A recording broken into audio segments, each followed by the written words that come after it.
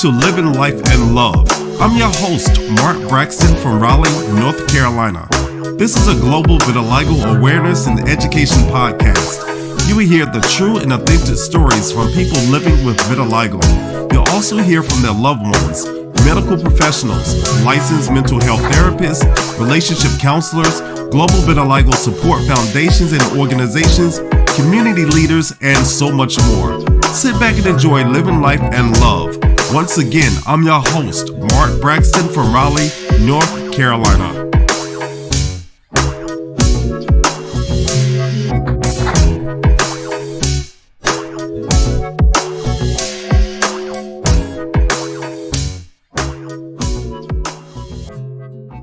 Welcome to Living Life and Love. I'm your host, Mark Braxton from Raleigh, North Carolina. So today's show, our special guest is Ron. I'm not going to give too much away, but Ron, welcome to the show. Mark, thanks for having me. Yeah, I'm Ron from New York. Just want to touch on probably a subject that a lot of people don't know how to get across, but right, that's why I'm here. Absolutely.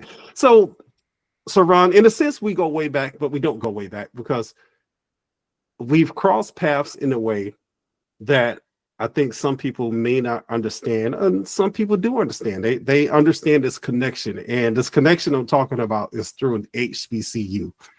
And some people are like, HBCU, I thought that was a Black university.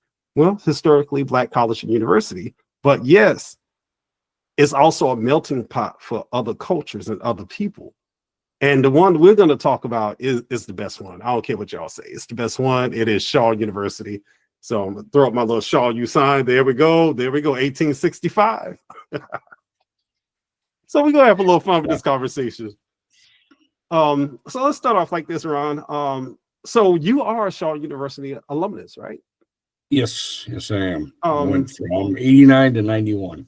89, 91. See, I came in 1990. That's why I said we crossed paths, but we really didn't know each other. So let's start from the beginning. Like, how did your journey take you from being in New York to Shaw? Because everybody has a unique journey. Well, pardon me. I mean, one thing a lot of people fail to remember is the internet didn't exist right back in 1989. And it goes back a little bit further than that. It goes to 88. It was when, my guidance counselor, things like that start with, if you're going to college, what do you want? Right. And they didn't have an internet. So there was this little questionnaire of things that you want out of a college. Your degree, general location, size of the school, things of that nature, right. Co-ed. These just little bullet point questions. And basically it boiled down to, I filled this questionnaire out and guidance counselor gives me this whole list of schools. I mean, he gave me a printout of probably 100 different schools. Wow. I bring this home. I'm talking to my mother. She's like, well, I'm only paying for one application.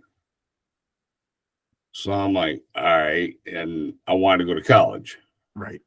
Now, mind you, people are like, well, there's all kinds of other colleges in the area. Granted, the town I live in had a population like 1,500. Wow. Okay. So it's small, rural America, small country. So one of the selections was the size of the school. A selection that was 10,000 or less. Right. Again, mind you, I'm 17 years old thinking 1,500 people. That's my whole village. Right. That's got to be huge for a college. Yeah, I didn't know.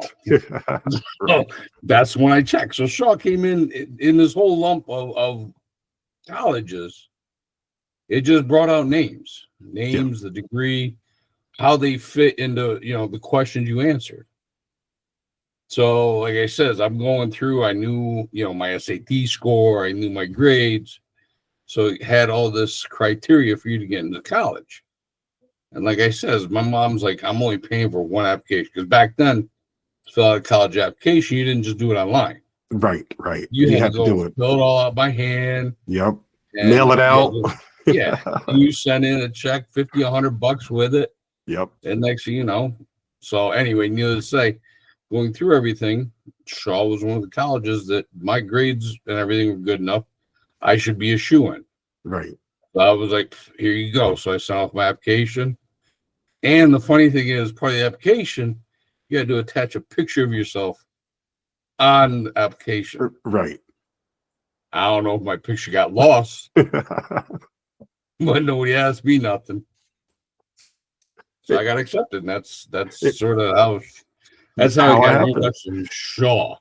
Absolutely. But I didn't know what I was walking into till I got down there, though. But we're gonna get to that in a minute. But you know, I grew up with Shaw. As a child, my mother worked there, and she had worked there since the late 70s. So as a child, I've always been on the campus. You know, I've seen the campus evolve. I've seen it change. I remember when the pool actually had multicolored lights in it. And for anybody who didn't attend the Shaw, you don't know what I'm talking about when I say the pool. But anybody who went to Shaw, they know about the pool. Yeah. So as a child, you know, I used to go with her to the basketball games and anything, the volleyball games, anything that was happening. So I knew people, and that was the place I wanted to go. You know, yeah, there were other schools I applied for, but my heart was always set on Shaw, you know. And when it came that time to apply, that's what I wanted, and I got exactly what I wanted. And once again, you don't know what to expect. You know, it's a small HBCU in the middle of Raleigh, downtown Raleigh. You know, when they advertise, they talk about Shaw Beach and all these things, and you're like, oh, they got a beach, they got a pool. It's not what you think. and it's at a time where there's no technology. You know, there's no such thing as the internet at all. We had, I guess there was cable downstairs, you know, but everybody's fighting to watch the same thing. But up in the rooms, there was no cable. Everybody's fighting to use the same phone. I was gonna say we only had one payphone per floor. That's it, per floor. Yeah. And but to me, it gave me a sense of grounding that maybe if I went somewhere else, they had all the amenities, because all my friends went to, you know, they went to Central, State, and Carolina. They got bowling alleys in the dorm, not in the dorm, but down in the student union. Oh, we got a movie theater. Y'all want to come watch a movie with us? And because y'all don't have that, y'all don't have bowling, y'all don't have this, y'all don't have that. Yeah, but we had a sense of community. Yeah, and that's, you know, honestly, it's just one of those things that I didn't know college for none. I was only second person at the time to even go to school in my family. Right. You know, I'm the second one. Well, my son now, but the second one that was ever got a degree, right, of any kind. So most of my family just worked. So, like I said, reason I ended up in North Carolina is you know, I always had a sense of family, a desire to have family. And my mother at the time, my mom and her boyfriend were talking about buying property out in North Carolina. Okay. So that's part of what brought me to even search in North Carolina in the first place. Right. But we didn't have necessarily money for me to do college tours and stuff like that. Right. So there was none of that. It was totally blind to me when I came down. It was, you know, I filled out the application, got approved. Yoo-hoo, got the approval letter. There we I go. come down all my stuff to move in, like a week before when they open up everything for class registration. And that was the day I registered for class was the first day I ever physically stepped foot on campus. Let's talk about that. As a 17-year-old coming into a school that you had no idea what you're walking into, what were your first thoughts and feelings? And I say we all have our thoughts and feelings that first week. That's a massive change. Well, you know, I was excited about college. I was excited about the college experience and doing college. Now, as far as North Carolina, I've heard stories. Right. I had an aunt that lived in North Carolina, and I think I've been in North Carolina prior to this twice in my life. Being from New York, history class, you hear all the stories about how the South is, things like that. You know what I'm saying? So I swear to Christ that the first day I walk on campus, I'm wandering around. And now I'm walking through. My mother dropped me off. She's like, she went over to McDonald's. She's like, I'm going to go get coffee. She goes, I'll meet back up with you. I'm like, okay. So she left. So I go wandering around campus because I'm trying to find my way. And then I'm in registering for class. And that's the other thing people don't, everything was a lot old school, Very there was old. no technology. You physically stood in a line to sign up for classes. For hours. Yes. So mind you, I'm over. I think we were doing it in the gym. Yeah. We're standing in the gym. I'm looking around, and now this is like the first time I'm seeing, a couple hundred people standing in the gym. Right. I'm looking around. Obviously, I noticed something. Just you. And my first thought, I swear, I was like, man, maybe the white student's supposed to register a different day. Right. That was the first thought through my, because I still didn't know. I had no idea what I was doing. I swear to God, I did not have any clue. So I'm standing there, and after about an hour, I'm just going through, and I'm going, no, you're it. Yeah. You're going to be, that's it. This is what you signed up for, buddy. So you were it for a while. Yeah. Yeah. And like I said, people are like, oh, weren't you scared? No, that was never a thought in my mind. It was just, this is going to be different. Yeah. Honestly, that was all that hit me. But anyway, my mother had come back on campus. President Shaw walked up to my mother. I wasn't anywhere around. I was still over in the gym. President Shaw saw my mother coming back, and he goes, oh, you must be Ron Sanguine's mom. It's such a pleasure to meet you.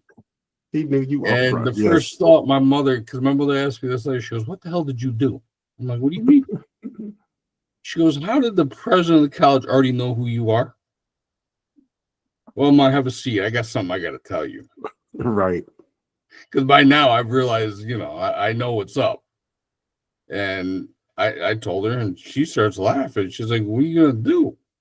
What do you mean what I'm going to do? I'm going to college. Yeah.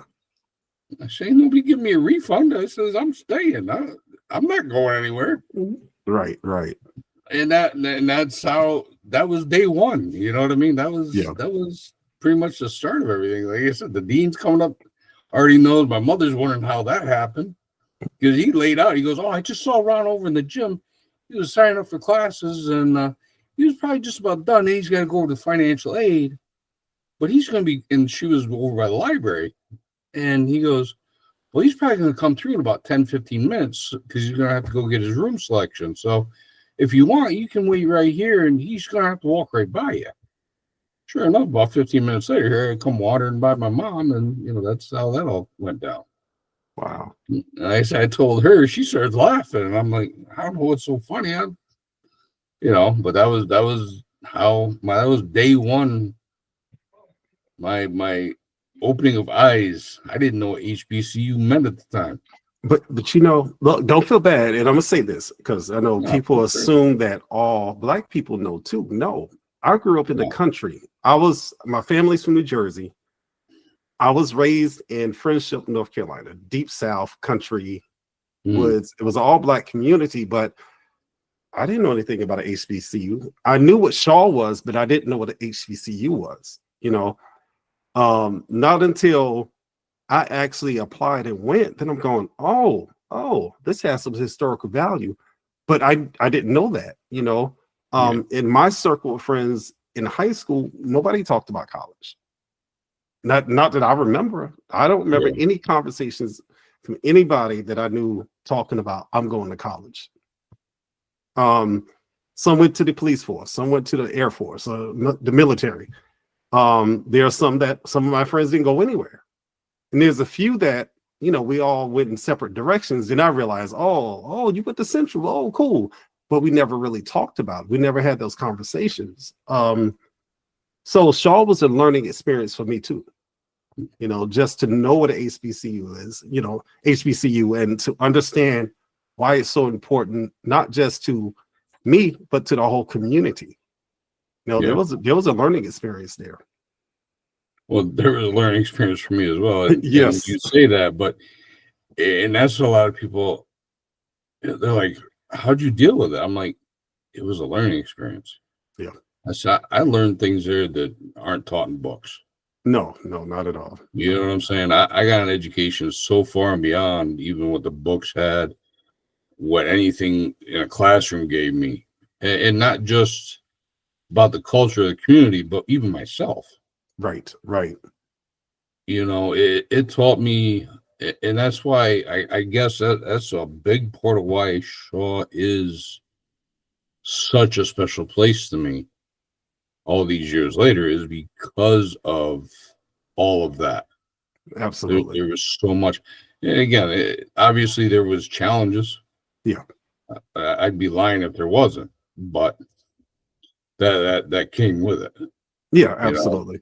So, but on the backside of it, no, I'd do it 10 times over. Absolutely. You know? You know, and what's interesting about Shaw, when I say it's a melting pot of cultures, there were so many people from all over the world. Yeah. Sometimes we think just people from the United States. No, there's a lot of students from various countries in Africa, from the Middle East. We had a lot of students. Some I didn't know until after graduation. They were from South America, Central America. We were just students. We were there to learn. We were there to get our degrees. You know, we socialized. We had fun together. Sometimes we didn't have fun together. You know, you're going to bump heads with people. I mean, that's a reality. You don't always get along with everybody, you know. Yeah. But you do develop, I feel like once you develop those friendships, they are lifelong friendships and they're very important. Let's talk about friendships real quick. Because I know with that at school, regardless of what education you get, regardless of what university you attend, you're going to develop friendships. How do those friendships develop? Like I know one, and I'm not going to spoil it, but I know there's several friendships you've developed. But how did they manifest, and what was it like in the beginning? Because they are still there today. In the very beginning, it was like I was ignored. It was almost like I was just somebody's bad dream, and a lot of people wanted me to just go away. It was. I mean, the first couple of weeks, nobody spoke to me. Right. Well, one of the things that probably didn't help much is early on, President Shaw had a meeting with student body, like a seminar or whatever you want to call it, and he basically informed the student body that because of some instances that there was undercover officers enrolled. I remember even when I got there. And don't you know, the whole student body turned and looked at me. Mm-hmm. So I'm like, come on now, guys. I said, local police department going to have a little more sense than that. But, you know, that probably didn't help initially. Right. Everybody was already like, oh, yeah, he's probably the undercover. Yeah. But so the first couple of weeks, it was a lonely first couple of weeks. Let's put it that way, you know. But then it was curiosity took over. Everybody had to ask, you know, how'd I end up here? And like I told you, same thing. You know, I probably told that story 1,000 times if I told it once. You know, it was one of those that once you know the testing took place and people found out I just wasn't leaving. Right. I wasn't going nowhere. So then, you know, people started getting to know me, and we started getting to know each other, and you know, that's when the bond started being created. Right. Is when we actually took the time to actually get to know one another. And that's important. We're gonna get to those friendships, but getting to know people. When you don't take the opportunity to get to know someone, you could miss out on a lifelong friend. You know. And I think sometimes we allow our biases and prejudice to get in the way. You know, we make assumptions about people without ever opening up our mouths and talking to them. You know, you've got to talk and you got to be open-minded. You know, I often say we have a lot more in common than we don't, but we just got to learn to talk to each other, you know? You know, I see it a lot. Is you know, it's funny. I've been both sides of it. You know what I mean? So like I said, I come from a small, rural, all-white community. Right. My best friend was, you know, first family up here. So I fought at the other side too, Yeah. you know. And to me, that side of it is, one of the things. It's, the term tribalism Yeah. is probably Yes. more fitting than anything. Right. And that gets into almost anybody. But the reason I say that is because if you talking to sports, look at Philly fans versus, Falcon fans. You know what I mean? Right. Right. They're both hardcore and they'll both be at each other's throats no matter what. It doesn't matter whether you're wearing a green jersey or a red jersey. It's Right. tribalism. Right. So it happens, and unless you can get beyond that, which takes a willingness and like you said, open-mindedness. Right. If you can't do that, then it's always going to prevail. Tribalism is always going to take over. And like I said, for me, once people started opening up, it was easy. Right. 'Cause I am who I am. I haven't changed. I'm going to be 54. I haven't changed in 54 years. Yeah. You know what I mean? I'm the same now, the same smart ass, good, better, and different, however you want to look at it. You know what you're getting when it comes to me. You know what I mean? I don't hide it. I don't pull punches. I don't sugarcoat. I'm just real. And sometimes probably too real for some people, but I don't have a need to hide anything. I just do what I do, and either you like me or you don't. And if you don't, that's fine. I don't need you to be around me. Absolutely. But those that are close to me, I'll die for. That kind of thing. So it's just a matter of how you present yourself. I think a lot of times, and once you get to know people, it's how they treat you. It's how you treat each other. It's how you show up for each other. Right. Absolutely. Real quick, since we're talking about friendships, I know you and Daryl are good friends. Yeah. And I had a unique experience with Daryl. We're frat brothers, but the first time I actually met Daryl, we had some conflict because I had an 8 o'clock class, and like in the middle of the night, here come all these dudes into the room. They want to have a meeting. I'm like, no, you ain't have no meeting in my room. I'm trying to sleep. And I remember we went back and forth, then finally, I don't know. I guess I slammed the door with her. I don't know. It was heated. But what I respected was the next day he saw me and he stopped me and we talked, and he did apologize and I apologized. And from there we were cool. We weren't frat there. I wouldn't even think about pledging. I was like, nah, I'm dealing with no frat guys. These guys come in the room and all had all these bad things to say. But once we talked, it kind of changed my outlook. Like, if he's big enough to come to me and apologize, and I'm big enough to go to him and apologize, maybe it's not all that bad, because now I'm looking at the individual. I'm not looking at the organization. I'm looking at the person. And we've been cool since then, Mm-hmm. And it's just amazing. Like at Shaw, you have these friendships that they may not always start off, on a positive note. Yeah. It may be a little rocky, but y'all may have exchanged words. Who knows? You may even fought the person, but after a while, you're like, y'all are cool. You see each other. You forget about the past. You forget about the conflict. We're all in this together now. So how did you? Well, to me, Shaw is like a brotherhood. Yeah. Yes. I mean, the ones that beat you up, regardless and the of ones that even love the frats were just like a smaller section of the brotherhood. Right. And it's funny. Daryl almost got me killed.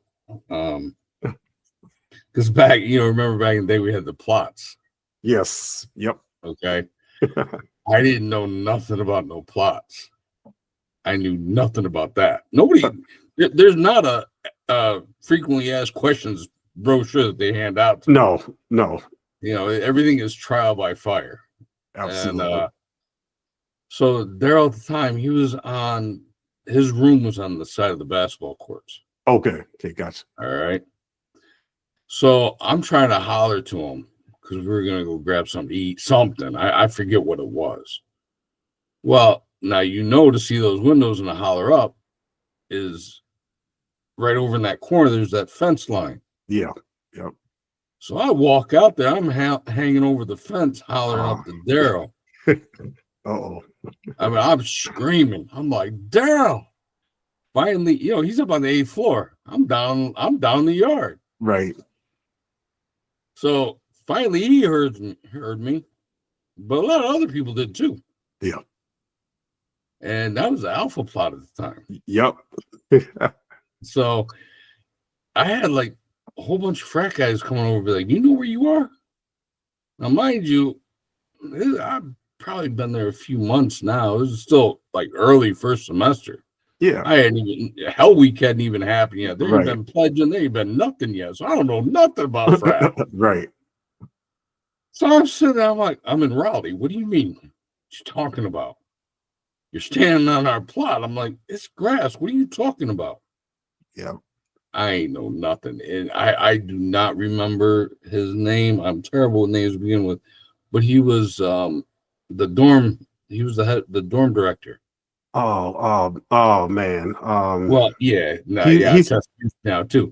yeah. But he was an alpha too. He was an alpha. He comes out, he goes like, Ron, come with me. Yeah. I'm like, what? Oh man, I can't remember his name. It's gonna come to me after we're done. Yeah. He's like, Ron, come with me. We gotta talk. And I'm walking by these guys, and he's like, guys, let him be. I'll handle it. Yeah. I'm like, handle what? What is this? Yeah. I didn't know how close to death I actually was. Like I was getting ready to get jumped by 15 people. Yeah. Yeah. And that's when I learned about plots. The plot. And you know what's funny though? Now and I could respect it after that, but I didn't understand it. Yeah. Well, not all universities have them either. So you might come from another university. It's not an HBCU, because I think it's really an HBCU thing. We have plots, some people have their brickyards where you got your little spot, but we had our land. This is ours. This is our grass is roped off. You don't go in it unless you're invited.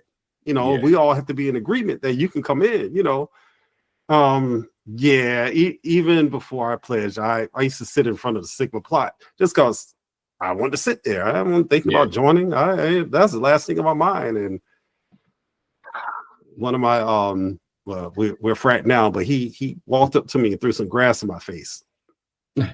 Told me, this, why you over here? This what you want? I was like, you know what? I said, let me keep my comments to myself, because although I was an introvert, but I still got the attitude. That attitude would come out quickly. But I did make some comments. I was like, you know what? If I wanted to be a Sigma, I'll be a Sigma. I said, but in the meantime, that's not what I want to do. I mean, throwing grass in people's face. Yeah. I mean, what's that about? For me, I had friends of mine that pledged Q. Mm-hmm. Obviously, Daryl Sigma. Yeah. I even had a couple of friends that ended up going.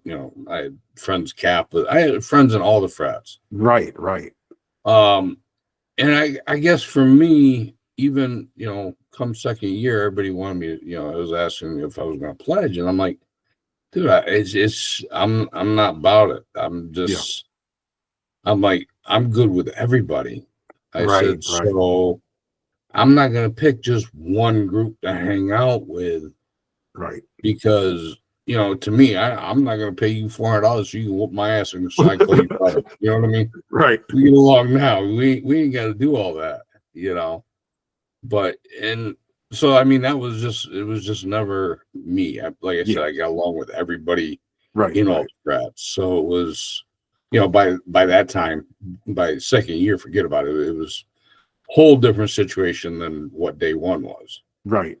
So it was one of those. That's why I didn't pledge. Not, I don't know. Part of me thinks back, maybe, but again, I know how I am. Like I said, that's the real. I can't single it out to just one group. Yeah, everybody's got their pluses, minuses, but like I said, because I was friends with someone from all of them. Right. It didn't feel right to me. And the thing is somebody's going to be your friend. Doesn't matter whether you're in a group or not. None of that really matters. It's the friendship that matters. Yeah. Well, I got to be friends even with some of the frat guys from other colleges, from St. Aug, from Central. And that was another story. That was, again, you go back into things. There were certain people that never got over the fact of me being on campus. Right. That's And true. that, unfortunately, the ignorance that takes, I don't think we can ever stamp out. As much as we'd love to, if we could wave a magic wand, I think everybody would love to, but it's not going to happen. There's human nature involved in that. And unfortunately, I don't think it's going to ever fully go away. No, I don't think so. Unfortunately, because I think people are missing out on a lot of things by it, but that's a whole nother set of conversation. I ain't trying to get that deep unless you really want to get deep. We'll be here a while. You want to get that deep. But friends of mine wanted to pledge Q. And I remember we had Q Dogs had a huge party over at the Holiday Inn. Mm-hmm. I mean, massive party. And so everybody that was pledging was like, yo, let's go. I'm like, I'm not pledging, but I'll go with you. Right. And so we go over and we're in the party. I was getting along with everybody. Again, I used to get looks from people off campus like, yeah. We had the parties on campus, people from off campus, who's this guy? Yep. But it was what it was. That like I said, those are stories. Those are stories. But like I said, at the end of the day, I saw a dude from our campus walk in. He had beef with me. Mm. He'd never do anything on campus, but I knew it was known. I knew how he felt about me. Okay, gotcha. So we're on we're at the party. I'm hanging out with frats, some of the presidents from Sigma or Omega from Central and everything like that. We're just kicking it, just having fun, having a few beers, things like that. And I was like, I saw him come in through the party. I was like, I gotta go. Everybody's like, where are you going? The party's just getting started. I was like, listen, I said, your frat brother from campus doesn't like me. I said, for whatever reason, that's on him. I says, but on campus, he won't start nothing. But up here, he might. Yeah. I says, because he's got all his brothers with him. And I says, as cool as we are right now, I says, I know how this works. If it goes down, and if it's either me or him, I know you're going to pick him. I said, and he's not worth destroying this party over that. I said, so I appreciate it. I'm going to take off. You guys want to go grab a beer sometime? Just stop campus. We'll go grab a beer sometime. I said, but enjoy your party. I'm not pledging. My boys can all stay. Yeah. They wanted to pledge and everything like that. I said, this is why I'm here. So I'm not going to destroy your party over ignorance. I said, so I'm going to take off. And I left, and like all the friends of mine that went with me left to go back to Shaw with me. Right. They were like, we came with you. We're going to go with you. And it was crazy. Like a couple weeks later during Hell Week, all the Qs from off campus were on campus. Mm-hmm. Yeah. They're hanging out with me. He comes over. They all turn their back on him. Mm. So that didn't make anything any better. Right. He didn't like me any more extra after that one. But, it is what it is. And like I said, I think it was just, just the respect I was given a lot of times was because how I was. Yeah. How I handled situations, how, and that's what, that's a whole different, like I said, that's just part of it. Absolutely. Let's talk about your overall Shaw experience, even from classes, just, what made Shaw just stay so deep into your heart? Once all the, excuse my French, but no, honestly, you're good. That's all I look at it as, the ignorance early on was exactly that. Once everybody forgot that fact, we built relationships, we had memories, we had things we did together. And it was, for me, and this is crazy part, I'm an only child. Okay. So my best friend home was like my brother. And when I got home and told him what Shaw University was, he was like, "You're what?" excuse my French. He goes, how you doing that? He goes, I couldn't do that. I'm like, what do you mean? He goes, nah, I couldn't. I couldn't do that. And I'm like, I don't understand your problem, but I was like, it just is what it is. But they says it was a brotherhood. Once I became accepted as a Shaw Bear. Yeah. You know, and there was things that went on. I don't know. I can point to where the transition happened, but I don't necessarily know what made the transition happen. Gotcha. You know, I had a few friends, and then like all of a sudden one day, an issue went and occurred with somebody off campus, and that's when I was sort of taken into the fold, and I was truly a Shaw Bear.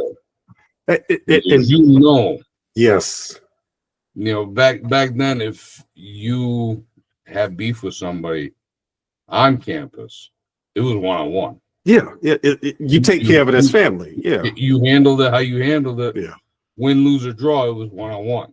Yeah, God help you didn't go to campus, sir. Yeah, and you start something. The whole campus is going to empty, and Yes. you got to fight the whole campus. Yeah, you're taking out a swarm. You taking a swarm. Yeah, And it was like by year 2, I was like a beacon. Like if people saw me swinging, they knew it was somebody off campus. Yeah, and in 1990, 91, that was my freshman, sophomore year. It was crazy because it was this big beef between St. Aug and Shaw.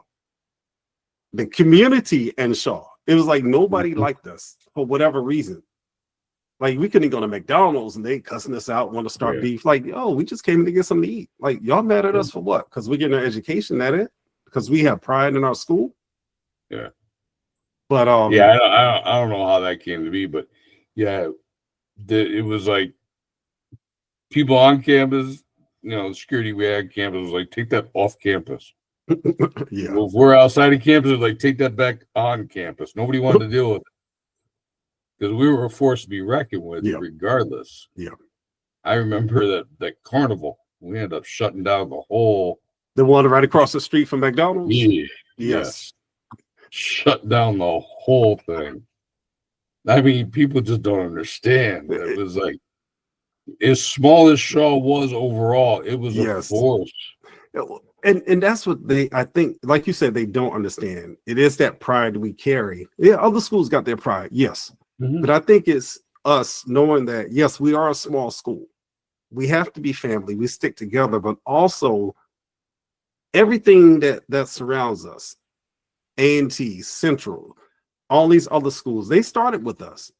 You know, if it was no Shaw, none of these other schools would have existed because all of their founders or presidents or former presidents were Shaw grads. Like it starts with us. And it's almost like that pride we carry of like, we're your mothers and fathers. Like you got to respect us. Yeah. You know, we're going to have this pride. We got that Shaw U pride. Yes, we do. And people see it. We wear it proudly. Regardless who you are that went to Shaw, you know, like we wear it. It exists in us. It becomes a part of you. Absolutely. You know, you built, like I built a family there regardless. And when I came back for homecoming, yes, you know, when I left Shaw in 91, I had numbers for people all across the country, from LA to New York to everywhere, Florida, Texas, everywhere. I couldn't step into a major city without people. Right. And things happened. That book got lost. Gotcha. And I lost everybody's number. So for years, you know, if it wasn't for Facebook, I would have never been able to get back with anybody. Absolutely. Because what had happened is I was staying with my aunt and uncle at the time, and she was trying to clear out some stuff, and she accidentally threw it out, not knowing what it was. Right. I was gone for a couple of weeks visiting friends and stuff back home. And while I was gone, was when she was cleaning everything out, I came back and I go looking for my book. And she's like, well, I cleaned your room. And I'm like, my book is gone. Wow. It was gone. And I'm like, it was a binder of people's numbers. Yeah. And like I said, it was just with a bunch of other stuff that she didn't go through. She was just clearing stuff out and not knowing what she was throwing out. And so, like I said, it was, I didn't know if I was ever going to be able to get back with anybody. Right. Right. Which, so, and then obviously life happens too on top of it. That's true. That's so true. Yep. I have wife 1, wife 2, kids, all that good stuff, changing careers, moving, blah, blah, blah.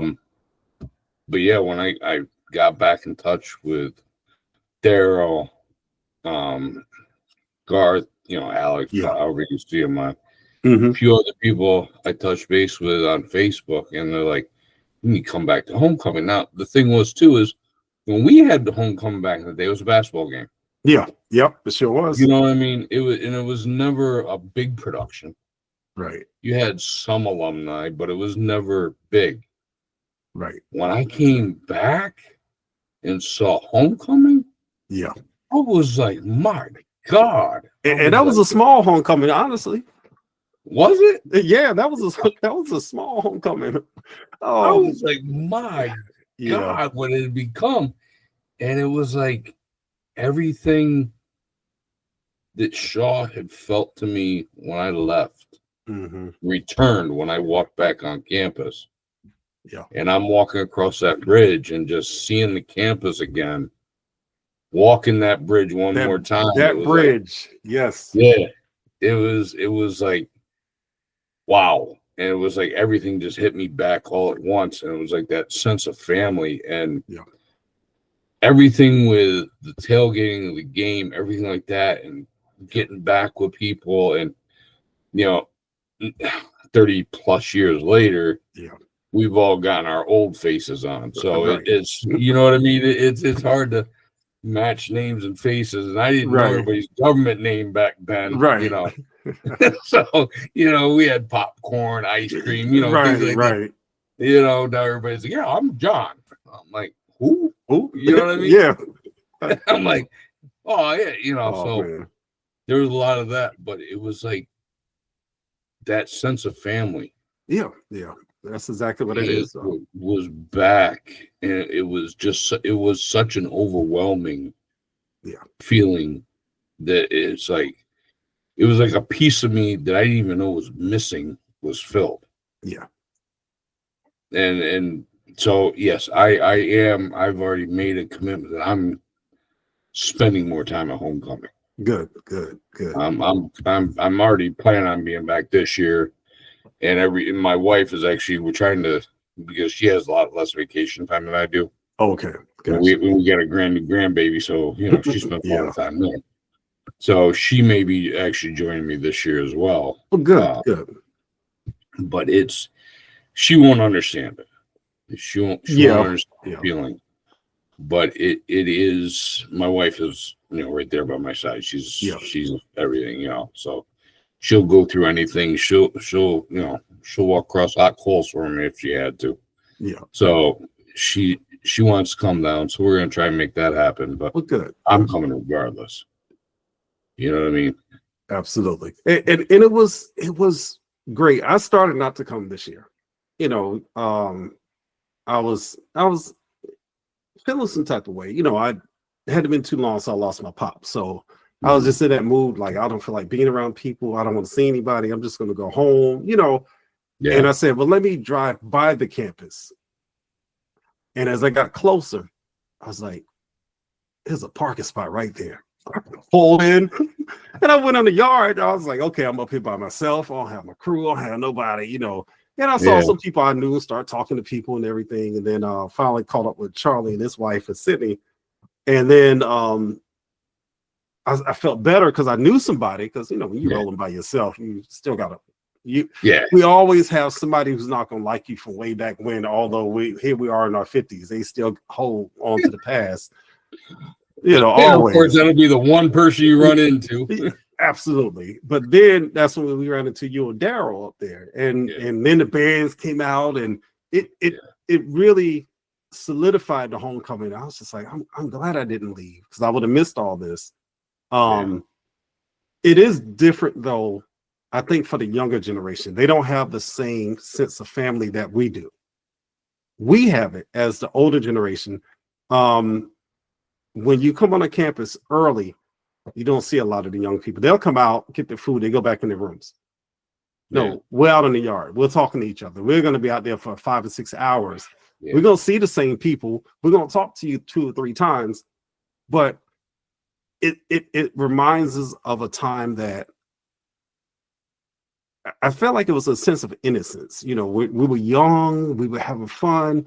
We didn't have all this tech stuff. We didn't have all the things that took our attention away from each other. We had each other. We sat outside all day long talking till midnight because that's all we had. We may run to the door and watch, you know, a few TV shows. After that, it's back in the yard. Yeah.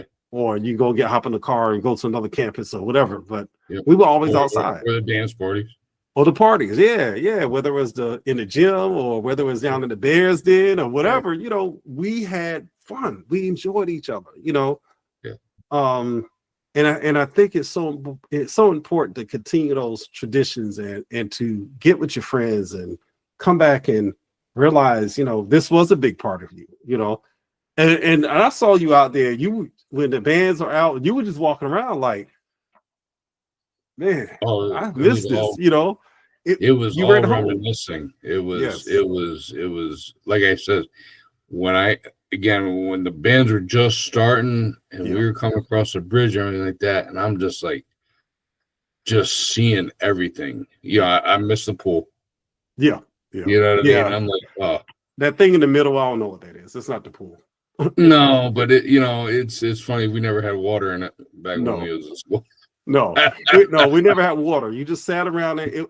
For people that don't know, it wasn't a real pool. It was a huge water fountain that back in the 80s, early 80s, it did have water and it had lights. It was pretty at one time, but then I guess over time, a leak or something. Yeah, something happened to it, but they took all the water out.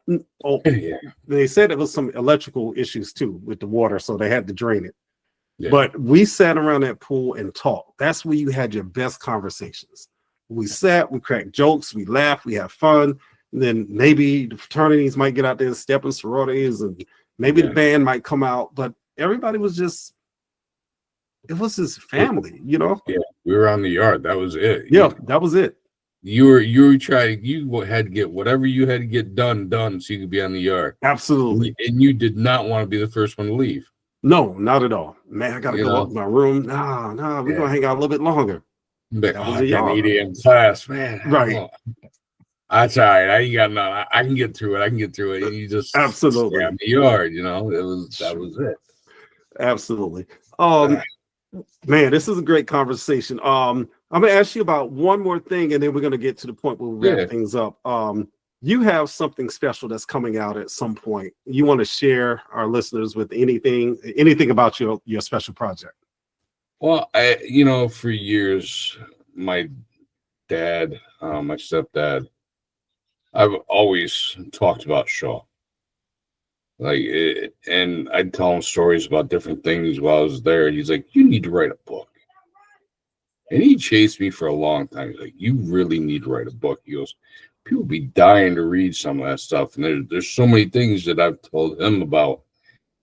And finally, I've reached that age where my kids have all gotten out of the house.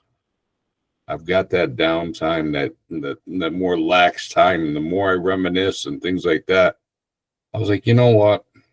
I think I need to put the book together. Whether only 5 people read it, just put everything I felt about it together. Absolutely. And that's what I'm doing it for. It's not so much, not looking to get rich off or anything like that. It's obviously, I'd love to do a movie series, a little Netflix special, or anything like that. But who wouldn't? But it's honestly just, it's getting my experiences together for my family. Right. However I define that, my kids, friends of mine, things like that, to really understand and just to get so friends of mine can know me better. Right. But it's a book I'm writing about Shaw, everything that I went through at Shaw. Like I said, everything from first getting there, first impressions, and all the way through all the trials and Yeah. everything I learned and everything great about the family that I created while I was there. Absolutely. So, Man. and so I'm working on trying to get that out. I've never written a book before, so it's the first time. Okay. So I'm trying to get it out. I'm trying to get it out by this summer. Okay. And what we can do once it's done and you're ready to get it out, have you come back on and we'll talk about the book and we can promote it and get it out there to some Shaw U folks as well. Hey, we can put it out there. Yeah. I've got, like I say, I got a couple friends of mine that published it. Actually, one of them actually offered to write the book for me. Oh, wow. And I'm like, it's my story. Right. And I don't feel that even as little literary experience I have, I don't feel anybody can capture the feeling the way I can. Absolutely. So that's why it's taken a little bit, because I haven't ever done this before, and I actually still have a job. So, in between time, I schedule time to sit down and do some writing. But yeah, I am putting a book together to go through all the trials and tribulations and the learning experiences and the family that was built at Shaw. And absolutely. So I'm excited. A lot of people, I've had a few people I've had just proofreading, not so much proofreading, just give me a sanity check. How's this sound? Does this sound good? Is this? And everyone that I've had read it is dying for more. Okay. That's the positive side. Good. So we'll see. There's the trials are the hard part to write about. Yeah. Because it's putting yourself out there. Yeah, it really is. Absolutely. It's putting your vulnerable side of, if you keep it real, which that's what I try to do. Right. Regardless, is be real about everything and to go through how different things really hit me and impacted me. That's it. Sometimes it's hard to put some of it into words. Right. I agree. I agree. And then being vulnerable is hard, Yes. especially as men, because we're not taught to be that. No, we taught to be tough. No, don't share your thoughts and feelings. You just push through it. No matter what kind of man you are, you've been told that, and you feel like, I ain't gonna talk about that, man. The people are gonna think this about me. No, just let it out there. Let people know, because somebody's gonna read it. And it's going to touch somebody's life, or somebody has had a similar experience, or may understand, or just get, like you said, get a better understanding of you, in your journey. So definitely. We're about to wrap things up. And there's something I always ask my guests to do, is share words of encouragement. You had showed me something earlier that was on your wall. Can you read that for us? We're going to let that be the words of encouragement, because I think that's very powerful. It's basically, never let the things you want make you forget the things that you have. Absolutely, man. I'm not even gonna break that down. I'm gonna let the listeners just take that with them, because that is important. But Ron, I greatly appreciate you being on the podcast, coming in and have this conversation. We've had to postpone it a couple of times. Life. It happens. Yeah, life happens, but I'm glad we had a chance to have this conversation. And I said I can't postpone it any further. And, no, absolutely. I'm anytime, like I says, Shaw is one of those things I have no problem anytime talking about, putting out, and having a conversation about. And regardless of good, bad, or indifferent, still part of your family. Once your family, you don't always get along at Thanksgiving dinner, but you're still family. You're still family. Be there. Absolutely. And for our listeners, thank you for tuning in. You've been listening to Living Life in Love. I'm your host, Mark Braxton from Raleigh, North Carolina. But before I wrap up, I always like to share this one thing. I talk about love a lot, because this is living life and love. You got to live your life, but you got to live it in love. And living it in love means loving that stranger, loving your coworkers, loving your friends and your family, because sometimes we like our family, but we don't love them. you know. Making sure you love your kids, taking care of your kids, you know, reading to your kids. I share that all the time. Make sure you read and write with your kids, because I'm a school teacher and I see that our children are being hurt sometimes by us. There are things we don't do. But make sure before you do any of that, before you can do anything for anybody else, look in that mirror and make sure you tell yourself, I love you, because we don't do enough of saying that to ourselves. So take a moment, look in the mirror, say, I love you. Y'all take care. Once again, you're listening to Living Life in Love. I'm your host, Mark Braxton from Raleigh, North Carolina. Peace.